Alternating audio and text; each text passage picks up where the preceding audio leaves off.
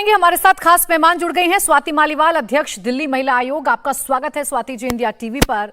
इस घटना को देखकर, इस सीसीटीवी फुटेज को देखकर सबसे बड़ा सवाल जो जहन में आता है कि दिल्ली को क्या हो गया है, लोगों को क्या हो गया है। उनकी आंखों के सामने एक बेटी को एक शख्स मारता रहा, 21 वार करता रहा, लेकिन किसी ने जहमत नहीं उठाई कि उसे बचा लिया जाए। जी बिल्कुल, सबसे पहले जो ये पूरा इंसिडेंट सीसीटीवी फुटेज जो सामने आई है उसमें सबसे पहले एक तो बिल्कुल ये बहुत दिल दहलाने वाली घटना है। और मैं तो इतने सालों से दिल्ली महिला आयोग की अध्यक्ष हूँ, मैंने सच में इस तरीके का केस दिल्ली में शायद ही कभी देखा हो। दूसरी बात, मैं ये समझना चाहती हूँ कि वो जो महिलाएं और पुरुष जब ये लड़की के साथ हो रहा था, साथ में चल रहे हैं और किसी ने पलटकर भी नहीं देखा। मैंने ये वीडियो देख के हैरान रह गई कि वो लड़की कितना चीख रही होगी, कितना चिल्ला रही होगी, कितनी तड़प होगी उसके अंदर। और कुछ लोगों ने तो बिल्कुल पलट के भी नहीं देखा, और जिन्होंने पलट के देखा उन्होंने मदद नहीं करी।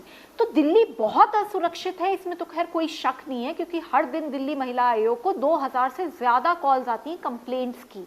But at the same time Delhi कितनी असंवेदनशील हो गई, बहुत ज्यादा दुख की बात है। और हम सोच भी नहीं सकते कि लड़की का परिवार इस वक्त क्या फेस कर रहा होगा।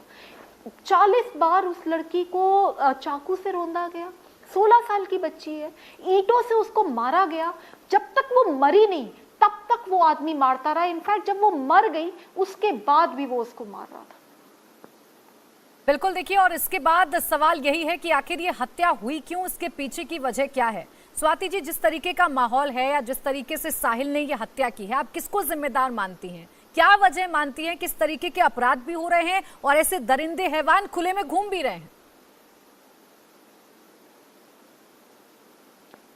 जी, मैं इसको सीधे सीधे एक लॉ एंड ऑर्डर का फेलियर मानती हूँ। और मैं ये मानती हूँ कि हमारे देश में जो भी क्रिमिनल माइंडेड लोग हैं उन्हें डर नहीं लगता।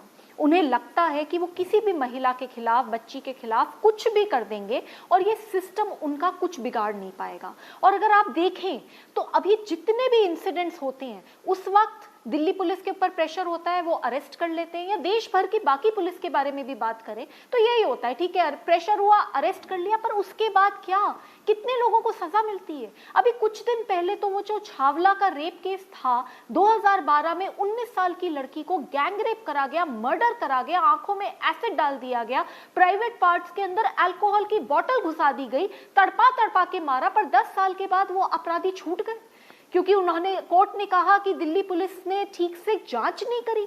तो इस तरीके के जो केसेस आते हैं कि अपराधी जो हैं वो ज्यादातर खुले घूम रहे हैं, मुझे लगता है कि ये एक सीधा मैसेज देता है, लोगों की अपराधी प्रवृत्ति को बढ़ाता है। और मैं ये मानती हूँ कि जब हमारे देश में एक कड़ा सिस्टम आ जाएगा, हर हाल में सजाएं होंगी, तुरंत सजाएं होंगी, सख्त से सख्त सजा होगी, प्रोसेस द्वारा सजा होगी, तब जाके बदलाव होगा।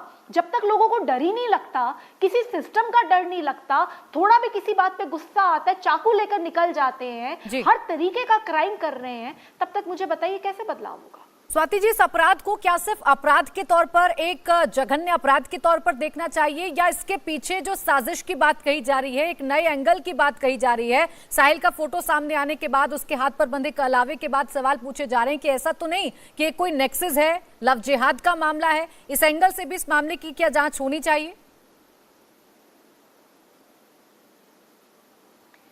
दिल्ली पुलिस इन्वेस्टिगेशन कर रही है और वो हर एंगल से दिल्ली पुलिस को मैटर को इन्वेस्टिगेट करना चाहिए।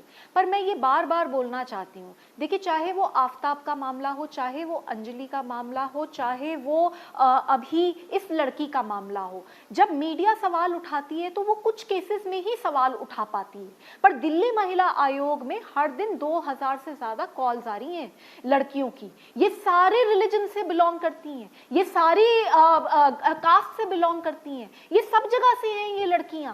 तो ये जो लड़कियां हैं, एक लड़की जिसका खून कर दिया जाता है, उसका रंग क्या था या उसके खून का क्या रंग था, इसके बारे में क्या ही बात करेंगे। इन्वेस्टिगेशन होना चाहिए, अगर कोई लार्जर कॉन्स्पिरेसी है तो बिल्कुल उसको इन्वेस्टिगेट करना चाहिए और जितने लोग इन्वॉल्व हैं उनके ऊपर सजा होनी चाहिए। पर जरूरी बात यह है कि क्या दिल्ली में लड़की सुरक्षित अपने आप को महसूस करती है? आप भी महिला हैं, मैं भी महिला हूं, हम लोग भी जब सड़क पे निकल निकलते हैं हम अपने आप को सुरक्षित नहीं महसूस करते हैं। तो इसको बदलने की जरूरत है, बहुत जरूरत है। केंद्र सरकार के पास सीधे सीधे दिल्ली पुलिस आती है। मैं कई सालों से केंद्र सरकार से एक रिक्वेस्ट कर रही हूँ, इस तरीके का कोई केस आता है, चाहे अंजलि का केस है या चाहे अब ये दिल दहला देता है, ये सारे देश में दहशत का माहौल क्रिएट करता है। ऐसे में तुरंत एक अर्जेंट मीटिंग बुला ली जानी चाहिए केंद्र सरकार द्वारा, जिसमें दिल्ली सरकार हो और दिल्ली महिला आयोग हो, क्योंकि मैं ये बताना चाहती हूँ कि हर दिन दिल्ली में 6 रेप तो रिपोर्ट होते हैं और ऐसी बहुत महिलाएं हैं, बच्चियों, जिनके साथ होता है और वो नहीं बता पाते क्योंकि लोग डरते हैं और लोग हताश हो रखे हैं। लोगों को लगता है कि कुछ कहेंगे, रिपोर्ट करेंगे, सवाल उन्हीं से पूछा जाएगा और कहीं ना कहीं अपराधी फ्री घूमेगा। इसको बदलने की जरूरत है। जरूरत इस वक्त ये है कि केंद्र सरकार, दिल्ली सरकार साथ आए और कम से कम इस इशू पे साथ आए और इस इशू पे महिलाओं की सुरक्षा के ऊपर कुछ करना पड़ेगा। महिला 8 सुरक्षा महीने के की ऊपर बच्ची के साथ समन्वय रेप होना होता है, चाहिए, 90 क्योंकि साल अभी की हम स्वाति जी देख रहे हैं महिला के साथ रेप होता है। बिल्कुल, देखिए आरोप प्रत्यारोप शुरू हो गए हैं। Absolutely. किसकी गलती, मेरी गलती, उसकी गलती, अब इस बहस में लोग पड़ते हुए नजर आ रहे हैं। लेकिन जाहिर सी बात है कि जब इतनी बड़ी घटना सामने आती है, दिल भी दहलता है, कांप भी जाता है, डर भी लगता है कि आखिर इस समाज में हो क्या रहा है। बहुत शुक्रिया आपका स्वाति जी, हमारे साथ जुड़ने के लिए, हमें वक्त देने के लिए। इंडिया टीवी हर वक्त हर जगह डाउनलोड करने के लिए सर्च करें India TV news Google play store या ऐप स्टोर पर।